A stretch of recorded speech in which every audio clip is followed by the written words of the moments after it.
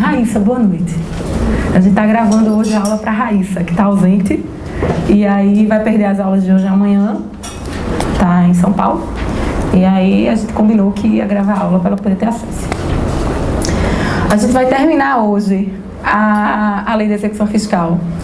Tratar da lei de medida cautelar fiscal e, se der tempo, a gente entra em declaratória anulatória, tá?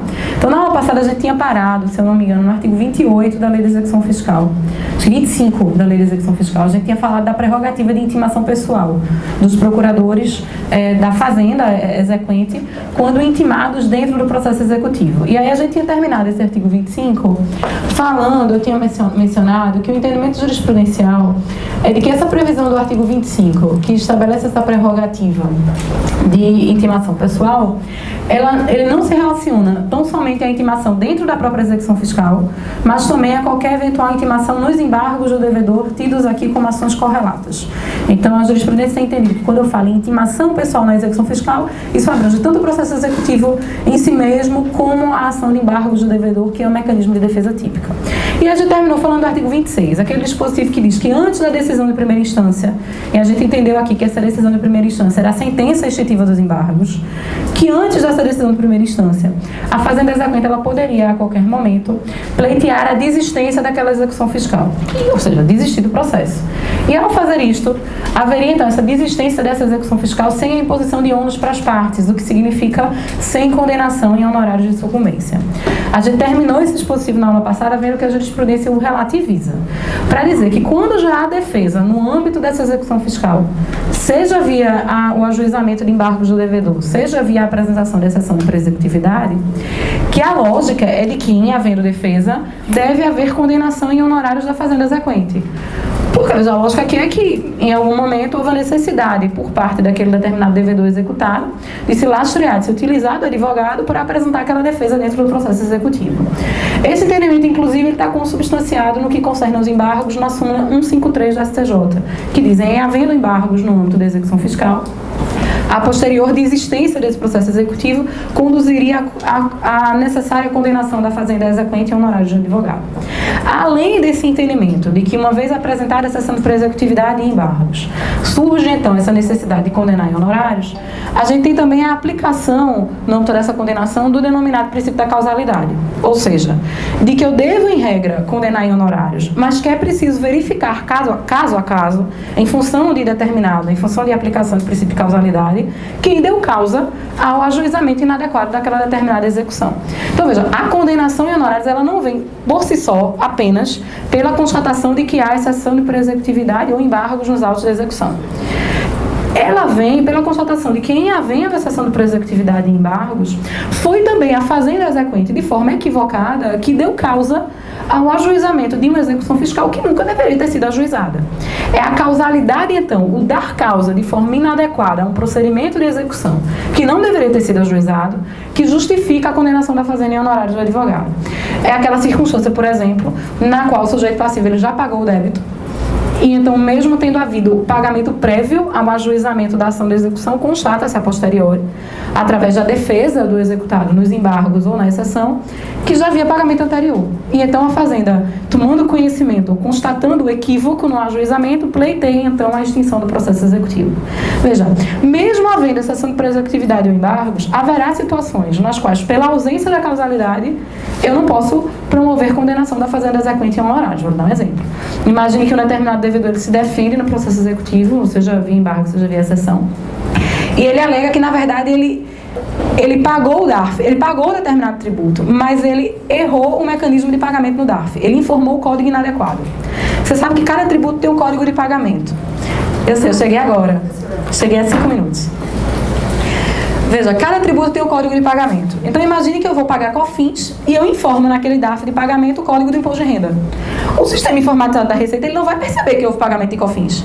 Ele vai encontrar ali um valor de imposto de renda que ele não consegue alocar dentro da lógica do sistema. Mas que, obviamente, ele não vai devolver espontaneamente, né?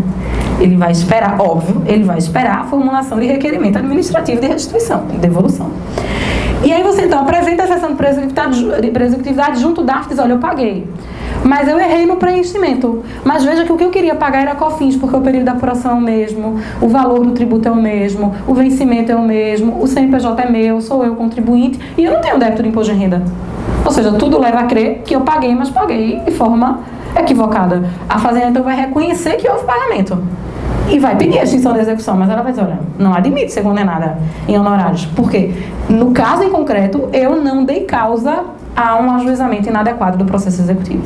Então, esse é um exemplo típico.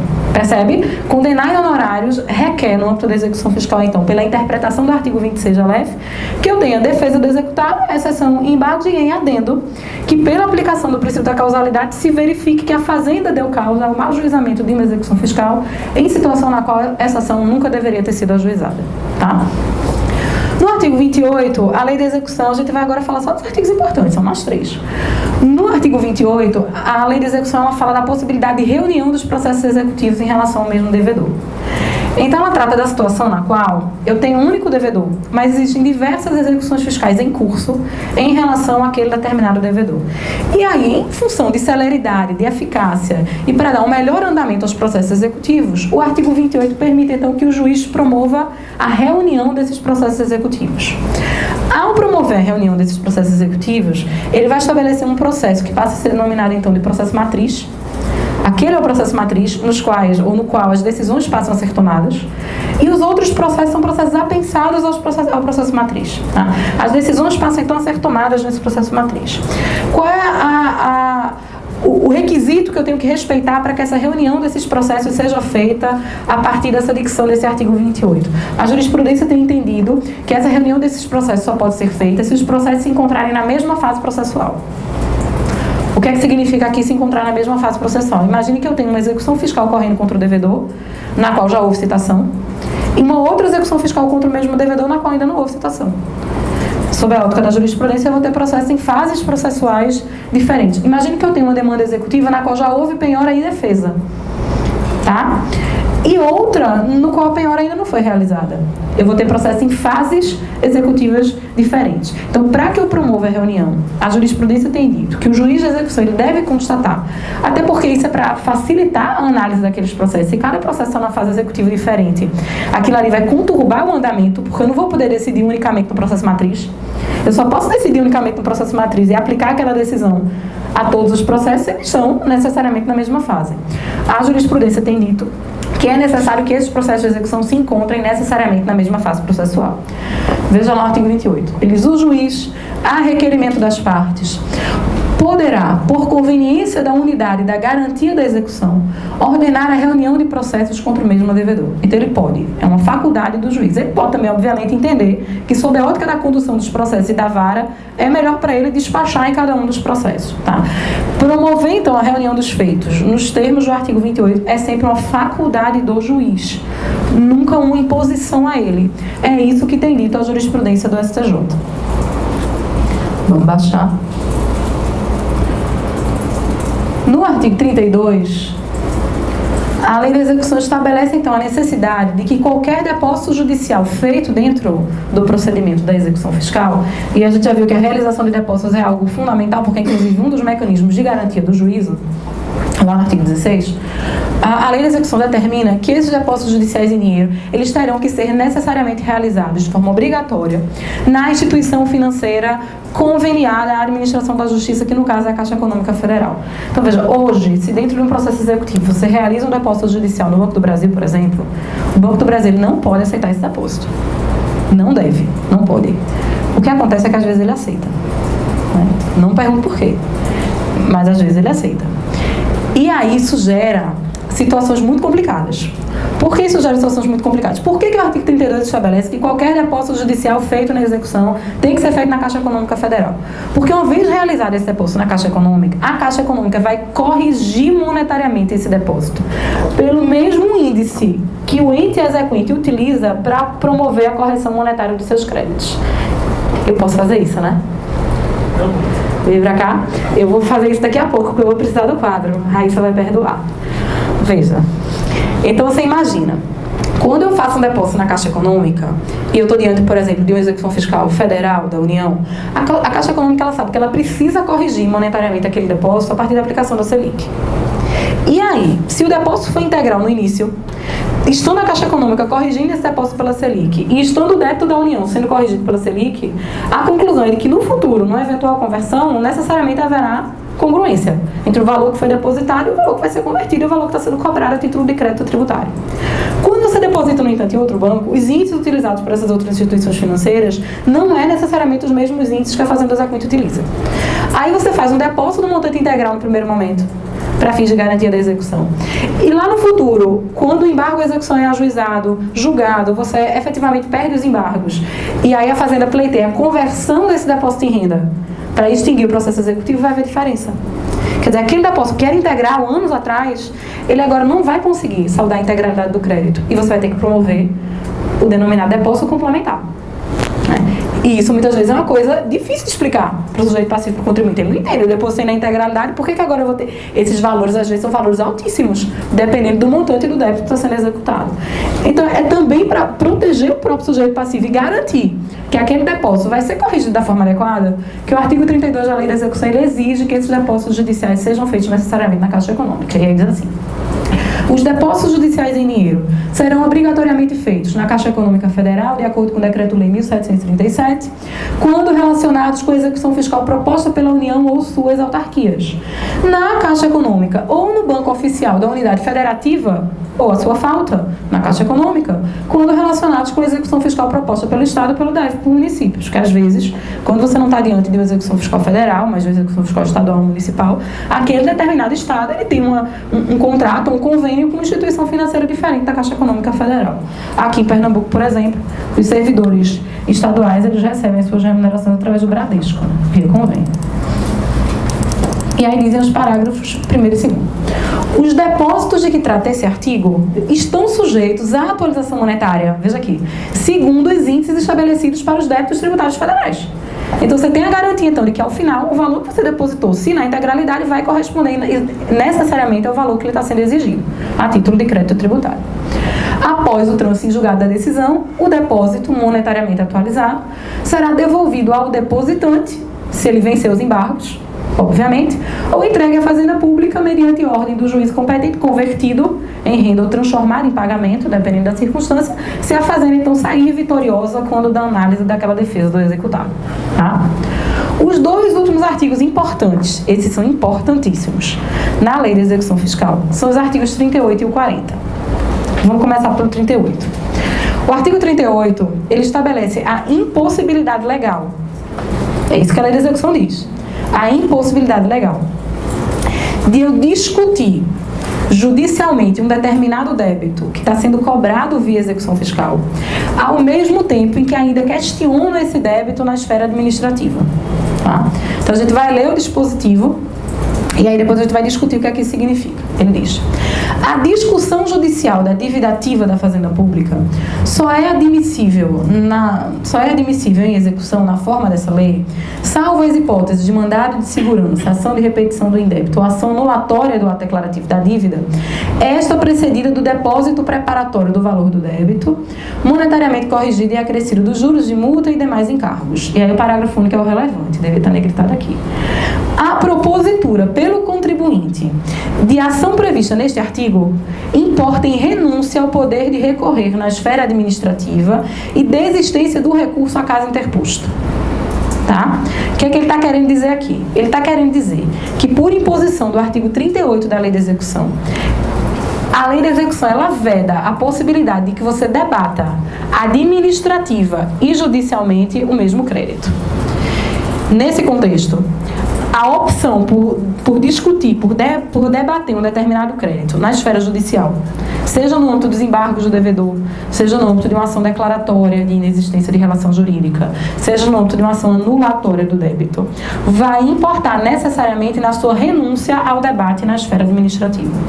Você não pode, por proibição do artigo 38 da Lei de Execução, continuar discutindo um determinado crédito na esfera administrativa, ao mesmo tempo que se propõe a debatê-lo na instância judicial, seja via ajuizamento de embargos do devedor, seja via ajuizamento de qualquer ação de outro tipo, como a declaratória de inexistência ou anulatória de débitos.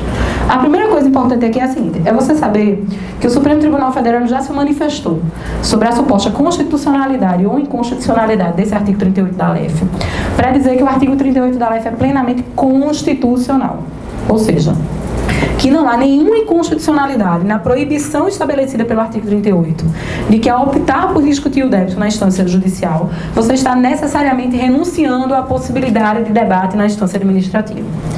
E há uma razão fundamental para isso, que é a seguinte, veja, a gente adotou um sistema administrativo, a gente tem um processo administrativo fiscal diferente, por exemplo, do processo administrativo fiscal francês. Quando você pensa no processo administrativo fiscal na França, a França ela adota o que a gente chama de sistema do contencioso administrativo. Como é que é a ideia do contencioso administrativo? Na França, você opta por debater o débito na instância administrativa ou na instância judicial. Mas da mesma forma que a instância judicial, a instância administrativa ela tem a aptidão de resolver aquele conflito com caráter de definitividade. Ou seja, a nossa ideia de coisa julgada. A opção é sua. Você opta por ir para a instância administrativa ou para ir para a instância judicial. Mas você não pode optar primeiro por debater na instância administrativa e se valer a posteriori da instância judicial, como a gente faz aqui no Brasil. A gente, por outro lado, a gente não adota a sistemática do contencioso administrativo. Ou seja, o processo administrativo fiscal ele é um direito do sujeito passivo. Está lá previsto no artigo 5º da Constituição. Você tem direito à ampla defesa e contraditória, tanto na instância administrativa como na instância judicial. Mas esse processo administrativo fiscal ele não gera coisa julgada, porque a coisa julgada é uma característica particular no nosso sistema do poder judicial, do poder jurisdicional. Sendo assim, quando você obtém uma determinada decisão na instância administrativa, como o acesso ao poder judiciário ele é livre, amplo e restrito, você poderá sempre, uma vez obter essa determinada decisão na instância administrativa, questioná-la no âmbito judicial. E se é assim, e se você vai questionar no âmbito judicial, de nada adianta a instância administrativa. Veja, imagina uma circunstância na qual você está discutindo administrativamente o débito. E aí você opta, então, por debater esse mesmo débito através do ajuizamento dos embargos à execução. Imagine agora que a instância administrativa decide que o lançamento está adequado, que ele é correto e que ele deve prevalecer. Mas o juiz, na análise dos embargos à execução, diz que a execução fiscal não pode continuar, porque houve vício no lançamento. E determina, então, a anulação daquele lançamento que foi realizado. Qual dos dois entendimentos prevalece? Necessariamente o entendimento que o juiz determinou. Aquilo que o juiz compreendeu no julgamento dos embargos à execução. O ajuizamento, então, a opção por debater o débito na instância judicial já significa, então, necessariamente que nada que a instância administrativa decidir prevalecerá. Acaso, em mecanismo contraditório, acaso decidindo de forma diversa do que o Poder Judicial venha a decidir. A prevalência, em qualquer circunstância, daquilo decidido pelo Poder Judicial, em virtude da ideia de coisa julgada, faz com que seja irrazoável e ilógico admitir a congruência ou o debate concomitante nas duas instâncias. É por isso que o artigo 38 da Lei de Execução diz que no momento em que você opta por ajuizar embargos à execução, ação anulatória, ação declaratória, e discutir judicialmente aquele determinado crédito, o que você está dizendo, embora indiretamente, é que você está abrindo mão daquele debate administrativo, que aquilo ali não lhe é mais interessante, porque você está pulando a fase administrativa para ir diretamente para a instância jurisdicional. Tudo bem? Aqui você precisa ter apenas um cuidado. A previsão do artigo 38, que diz que o ajuizamento ou debate judicial importa necessariamente em renúncia à instância administrativa, ela é perfeita e ela é constitucional. Mas isso só ocorrerá desde que haja perfeita congruência e similitude entre o objeto do debate administrativo e o objeto do debate judicial. Algumas vezes, o debate travado na instância administrativa, algumas vezes não, quase sempre, muitas vezes, o debate travado na instância administrativa, ele é muito mais abrangente, muito mais amplo, até muito mais complexo do que o debate que você trava na instância jurisdicional. Imagine, então, que um determinado sujeito passivo, em relação ao mesmo lançamento, ele está discutindo A, B e C na instância administrativa. Então, ele ajuiza embargos à execução ou ação declaratória ou anulatória, na qual ele passa a discutir os objetos A e B daquela determinada relação jurídico-tributária. Pela previsão do artigo 38 da Lei de Execução, o ajuizamento desses embargos à execução da ação declaratória e da ação anulatória significam necessariamente a perda ou a renúncia do direito de continuar discutindo estes objetos na instância administrativa. Mas aquele recurso administrativo dele continuará prevalecendo, continuará tendo trâmite irregular em relação ao objeto C, que não é objeto do debate judicial. Percebe? Então, para que eu tenha absoluta perda de relevância de objeto, o final daquele debate na instância administrativa, é necessário que haja perfeita congruência, perfeita similitude entre aquilo ali que está sendo debatido no âmbito do processo administrativo fiscal e aquilo que eventualmente vai ser objeto da demanda judicial. Se for assim, eu aplico a previsão constitucional do artigo 38 e ponho fim à instância administrativa, desenvolvendo aquela relação jurídica agora apenas no âmbito do Poder Judicial. Alguma dúvida? Aí gera-se então uma pergunta interessante, que aqui é só para a gente pensar. Vocês sabem que no âmbito do processo administrativo fiscal, a última instância no âmbito do processo administrativo fiscal era o antigo Conselho de Contribuintes, hoje denominado CARF, né? O Conselho Administrativo de Recursos Fiscais.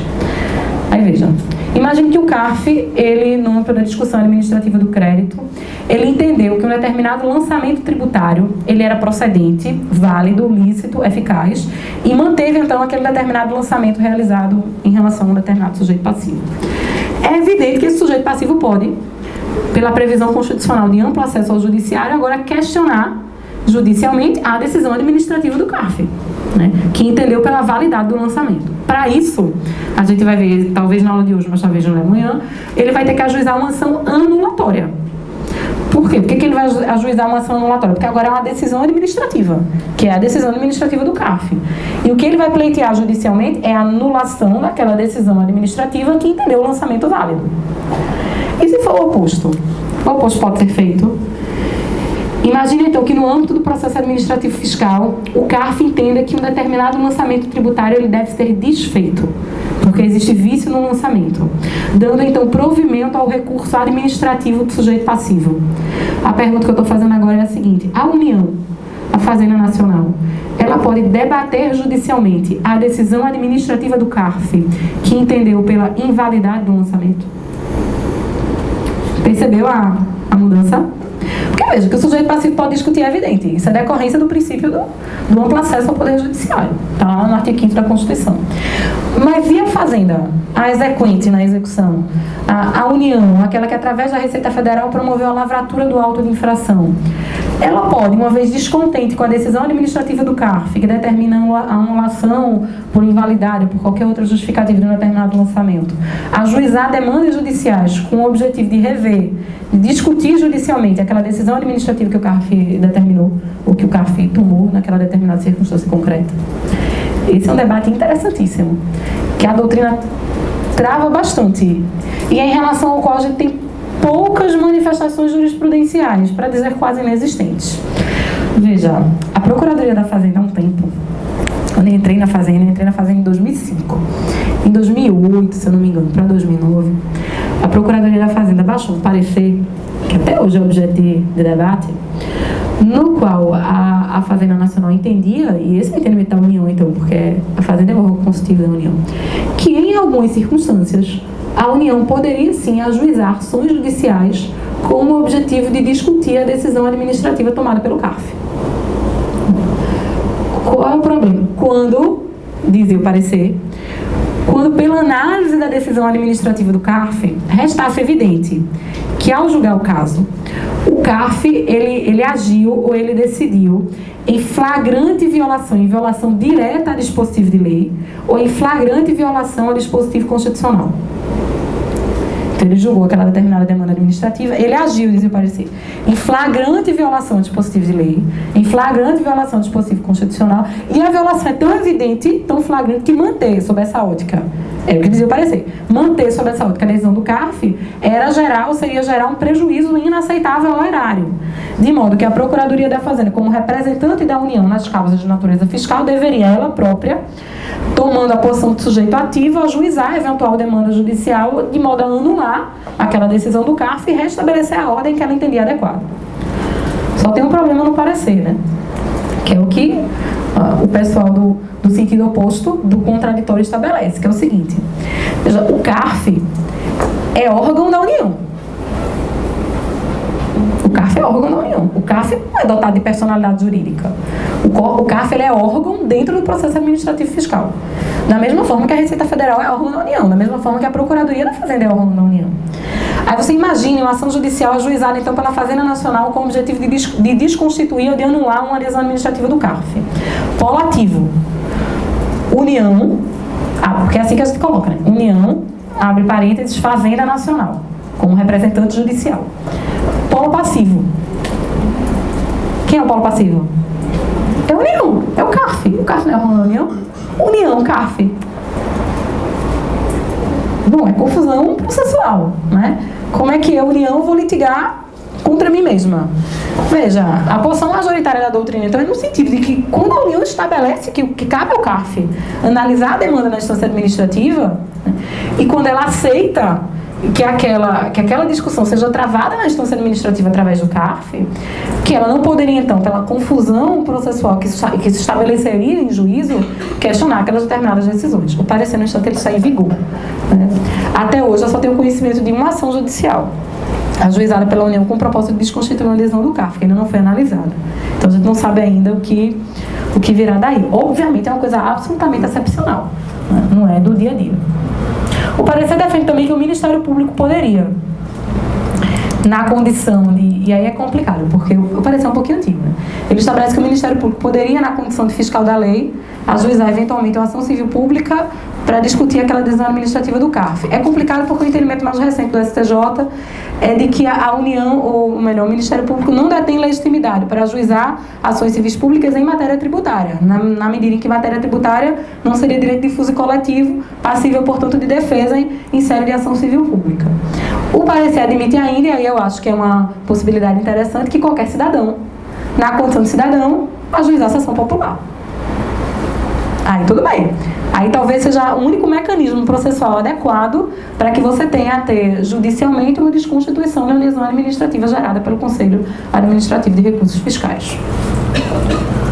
No artigo 39, eu nem ia falar dele, mas é rapidinho. A lei de execução fala da prerrogativa da Fazenda Pública Exequente de não estar sujeita, num primeiro momento, ao pagamento de custas processuais dentro do processo executivo fiscal. Então, o artigo 39 estabelece: a Fazenda Pública não está sujeita ao pagamento de custas e emolumentos. A prática dos atos judiciais de seu interesse independerá de preparo ou de prévio depósito. A prerrogativa do artigo 39 é simplesmente para dizer que se eu tiver que pagar custas, se eu tiver que pagar emolumentos, não o farei de forma anterior dentro do processo executivo final, mas apenas ao final, se vencida dentro do processo executivo. A questão aqui que se coloca, e a discussão aqui, primeiro é a amplitude do conceito de custas e emolumentos.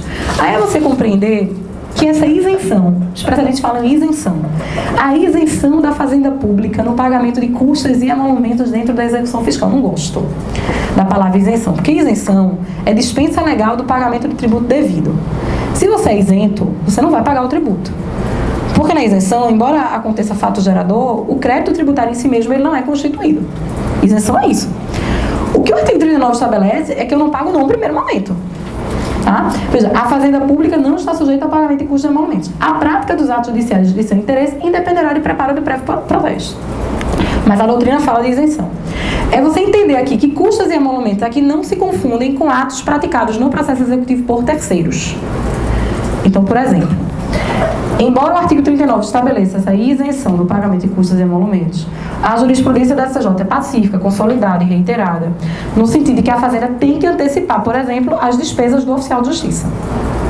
Por que ela tem que antecipar as despesas de locomoção, por exemplo, do oficial de justiça? Porque o oficial de justiça é terceiro no processo. Ele é terceiro auxiliando o juízo. Tá? E aí o valor a ser pago ao oficial de justiça no que concerne a essas suas despesas com deslocamento não se enquadra nada em que são custos e emolumentos. O segundo grande debate é nesse pagamento dessas custas e emolumentos. Quando a Fazenda Pública Federal, quando a União Federal, ela está atuando ou executando os seus débitos em execuções fiscais que correm na Justiça Estadual. E esse é o grande problema. Você sabe, se não sabe, vai saber agora, que a lei de execução estabelece, e isso decorre também do Código de Processo, que as execuções fiscais, elas devem, como regra, correr no domicílio do executado. Então, como regra, o executado ele tem o direito de ser executado no seu domicílio. O que acontece acontece é que, vez por outra, obviamente, em função da interiorização da Justiça Federal, que começa a acontecer no passado recente, o determinado executado, ele reside numa comarca que não é sede de vara federal. Então, você imagine, por exemplo, alguém que resida em Olinda.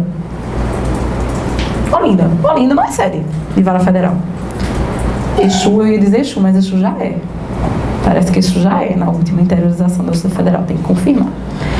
Enfim, alguém reside em Ipojuca. Você reside em Ipojuca. Ipojuca não é sede de vara federal, mas você tem o direito a ser executado na comarca do seu domicílio.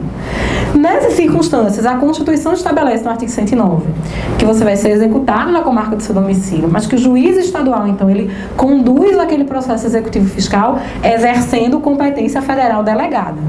Então, ele é juiz estadual, ele está conduzindo a execução fiscal da Fazenda Nacional, investido de jurisdição federal delegada, de modo que o recurso que a União interpõe contra qualquer decisão dele não vai para o TJ, vai para o TRF.